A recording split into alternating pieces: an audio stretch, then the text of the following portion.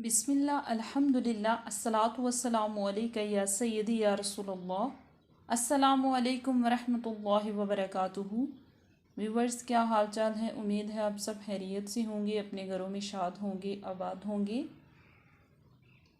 तो जैसा कि आप जानते हैं कि हमने पिछली वीडियो में सबक नंबर अपने 12A में जो है वो मद्दे फ़रई का बयान किया और उसके साथ हरूफ मद्दा तो हम आपको पहले बता ही चुके थे, लेकिन साथ में हमने हरूफ लीन का भी जो है ना वो कंसेप्ट क्लियर करवाया। तो माशाल्लाह हम अब मद्दे फ़रई की जो इक़साम हैं उनके बारे में पढ़ेंगे। मद्दे फ़रई की इक़साम वैसे तो 4 हैं, लेकिन आज हम सिर्फ 2 को ही डिस्कस करेंगे। नेक्स्ट इंशाल्लाह नेक्स्ट वीडियो में हम बाकी जो मुद्दात हैं उनका जो है ना वो बयान लेके आएंगे। तो चलिए स्टार्ट करते हैं। आओ तजवीद सीखें आसान तरीके से, सबक नंबर 12B में। ठीक है, इसका उन्वान क्या है? मद्दे फ़रई की इक़साम। तो सबसे पहले ये देख लेते हैं कि मद्दे फ़रई की इक़साम हैं कितनी। मद्दे फ़रई की इक़साम हैं मद्दे मुत्तसिल हैं कितनी? वो 4 हैं, लेकिन कौन कौन सी हैं? मद्दे मुत्तसिल, मद्दे मुनफसिल, मद्दे आरिज़ और मद्दे लाजिम। ठीक है, तो आज हम इन दोनों का ही सिर्फ बयान लेके आए हैं आपके साथ, या आपके साथ डिटेल के साथ डिस्कस करेंगे। तो चलिए स्टार्ट करते हैं। मद्दे मुत्तसिल से हम स्टार्ट करेंगे। यहाँ पे बताया गया है कि मद्दे मुत्तसिल की तारीफ़, ठीक है, कि अगर हरूफ मद के बाद हमज़ा, ठीक है, यहाँ पे हमज़ा के नीचे ये नुक्ता है, ये हमज़ा इसी कलिमा में हो तो उसे मद्दे मुत्तसिल कहते हैं। मुत्तसिल का एक मतलब ये भी है कि जुड़ा हुआ, यानी कि किसी चीज़ का आपस में जुड़ा हुआ होना। तो ये इससे मुराद ये भी है, और इसे मद्दे जायज़ भी कहा जाता है। ठीक है, यहाँ तक आपको समझ आ गई होगी कि हरूफ मद के बाद हमज़ा उसी कलिमा में हो तो उसे मद्दे मुत्तसिल कहते हैं, और इसे मद्दे जायज़ भी कहा जाता है।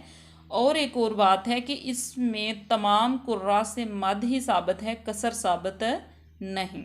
ठीक है, ये कसर जो है ना उसका भी मैं आपको मतलब समझाऊंगी, यानी कि एक अलिफ के बराबर लंबा करना। ठीक है, ये कसर का मतलब ये है। यहाँ तक आपको समझ आ गई। इसके बाद हम इसकी एग्जाम्पल ले लेते हैं, और आसानी के लिए, आपकी आसानी के लिए, ताकि आपको अच्छी तरीके से समझ आ जाए। चलिए तो स्टार्ट करते हैं। यहाँ पे हमारी ये एग्जाम्पल्स हैं। मसलन शा मा जा,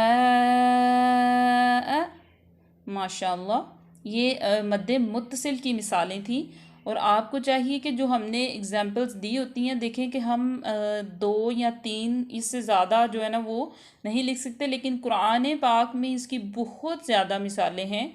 आप अगर प्रैक्टिस कर रहे हैं, इसकी मश्क कर रहे हैं, हमारी वीडियोस जो है ना उससे क्लासेस ले रहे हैं, तो आपको चाहिए कि आप खुद मिसालें ढूंढें। इससे एक तो आपकी प्रैक्टिस बहुत अच्छे तरीके से होगी, दूसरे नंबर पे आपको कवानीन का और जो जो लेसन हम पढ़ा रहे हैं उसकी मश्क होगी, और वो जो है ना वो अच्छे तरीके से याद हो जाएगा। ठीक है, तो नेक्स्ट हम स्टार्ट करते हैं मद्दे मुनफसिल की तारीफ़। जी, तो यहाँ पे मद्दे मुनफसिल की तारीफ़ ये है कि अगर हरूफ मद्दा के बाद हमज़ा दूसरे कलिमे में हो तो उसे मद्दे मुनफसिल या मद्दे जायज़ भी कहा जाता है। ठीक है, पिछली जो थी मद्दे मुत्तसिल वो ये था कि अगर हरूफ मद्दा के बाद हमज़ा उसी कलिमे में हो। ठीक है, तो यहाँ पे है कि हरूफ मद्दा के बाद हमज़ा दूसरे कलिमे में हो तो इसे मद्दे मुनफसिल, या मुनफसिल का मतलब ये भी हो सकता है कि फ़ासला, थोड़े से फासले पे है। ठीक है, और इसे मद्दे जायज़ भी कहा जाता है। ठीक है, ठीक है, यहाँ तक हो गया कि मद्दे जायज़ भी इसको कहा जाता है। सॉरी, हमने यहाँ पे भी मद्दे जायज़ लिख लिया है, और जो हरूफे जो हमारी मद्दे मुत्तसिल है उसको मद्दे वाजिब भी कहा जाता है। यहाँ पे हमने गलती से मद्दे जायज़ लिख दिया, लेकिन उसको मद्दे वाजिब कहा जाएगा। ठीक है, और इसको मद्दे जायज़, इसमें कसर साबित है। मद्दे मुत्तसिल में कसर साबित नहीं, मतलब उसमें सिर्फ मद ही है, लेकिन इसमें कसर साबित है क्योंकि कसर की जो मिकदार है वो एक अलिफ के बराबर खींचना भी जायज़ है। हम ये मद्दे मुनफसिल को एक अलिफ के बराबर भी खींच सकते हैं, ठीक है। वैसे तो इसकी मिकदार हम आपको बताते हैं, ठीक है। तो इसकी मिसालें ले लेते हैं। मसलन वमा उन्ज़िला, यानी कि ये देखें कि हरूफ मद्दा के बाद हमज़ा दूसरे कलिमे में है, ठीक है। ये देखें कि ये मद है और उसके बाद हमज़ा दूसरे कलिमे में है। पीछे आप देख सकते हैं कि मद्दे मुत्तसिल जो थी उसमें यहाँ पे ये देखें कि शा, ये एक ही लफ्ज़ बन जाता है, ठीक है। तो ये इसी कलिमे में है, तो ये जो है ना वो दूसरे कलिमे में आ जाते हैं। यहाँ पे आप देखें फ़ी अनफुसिकुम, फ़ी अनफुसिकुम, माशाअल्लाह। नेक्स्ट हम इसकी मिकदार के बारे में देखते हैं, ठीक है। चलिए तो स्टार्ट करते हैं। मिकदार हमारी मद्दे मुनफसिल की मिकदार है 2 अढ़ाई अलिफ के बराबर भी आप खींच सकते हैं, ठीक है। और मद्दे मुत्तसिल को आप 4 अलिफ के बराबर, ठीक है, 4 अलिफ के बराबर आपने इसको खींचना है, क्योंकि ये बहुत ज़्यादा लंबी होती है और ये मद ही है, ये कसर साबित नहीं। तो यहाँ पे आपको बताती चलूँ कि अलिफ इसके अलावा मद्दे मुनफसिल में कसर यानी एक अलिफ की मिकदार खींचना भी जायज़ है। और एक और बात है कि मद्दे मुनफसिल और मद्दे मुत्तसिल दोनों में सबब मद हमज़ा है, इसमें सुकून नहीं होगा।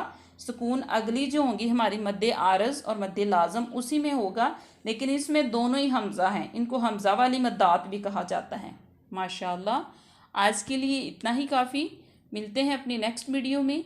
दुआओं में याद रखिएगा। तब तक के लिए अल्लाह हाफिज़, फ़ी अमानिल्लाह।